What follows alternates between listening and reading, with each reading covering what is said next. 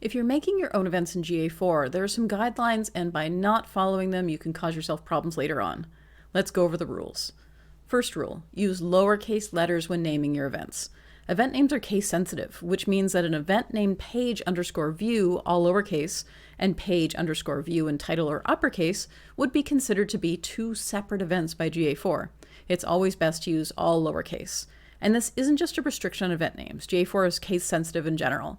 All lowercase is a good rule of thumb for anything in GA4, not just event names. Second rule, don't use any event names, parameters, or prefixes that Google has reserved, but the list in the GA4 help is confusing. For example, for event names, it lists form submit as a reserved event name, but you can absolutely use that in your own events. The part you may run into are the reserved parameter names, which you can see here. If you try to use those parameters in your own events, you might run into problems. There's also a list of things that parameter names can't begin with, which you can see here. Make sure not to use that. Again, it could cause issues with your GA4 data. Third rule, event names must start with a letter, and event names should only contain letters, numbers, and underscores. Events with spaces in them will still get sent to GA4 from Google Tag Manager, but you'll run into problems trying to use the event. For example, you can't use an event that has spaces in it in an audience. And if you try to create an event directly in GA4, you can't use spaces at all. So it's best to avoid using spaces when you're naming events, whether in GA4 or in Google Tag Manager. And the last rule is more of an FYI. Event names can include English and non-English words and letters, but remember, no spaces.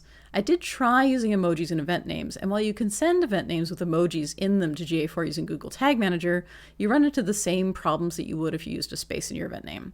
So while it's fun to have emojis in your analytics, don't do that. Now, what if you've already broken some of the rules, particularly when it comes to spaces and event names?